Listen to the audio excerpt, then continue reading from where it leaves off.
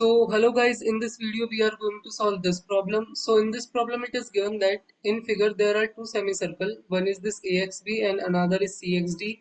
So AXB is this semicircle and CXD is this semicircle.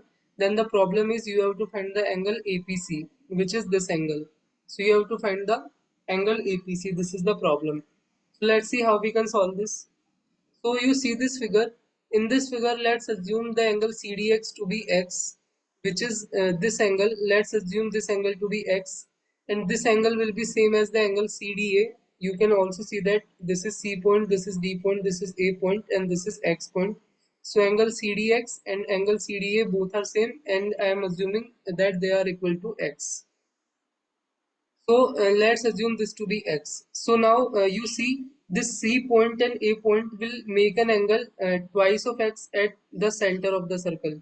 This O point is the center of the circle, and if they are making an angle x at the point D, then they make twice of that angle at the center of the circle. So this is the property of the circle. So you can prove this yourself. So this will be twice of x, and this C point and A point uh, also make an angle x here.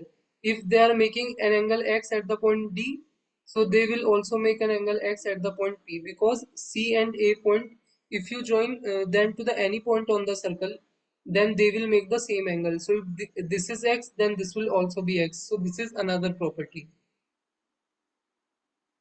So we now know this angle to be x, this will be x, and this center angle will be twice of x. So we know this thing. So now another thing you can see from here is this semicircle. You look at this semicircle. In this semicircle, this CD is the diameter. So this is the diameter, and this DX line and CX line, they are meeting at this point, which is lying on the circle.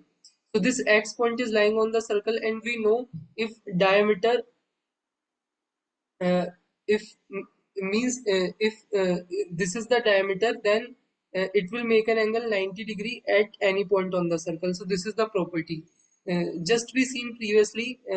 This CA is one normal chord of the circle, and it will making an angle x here. So simply the diameter will make an angle 90 degree here.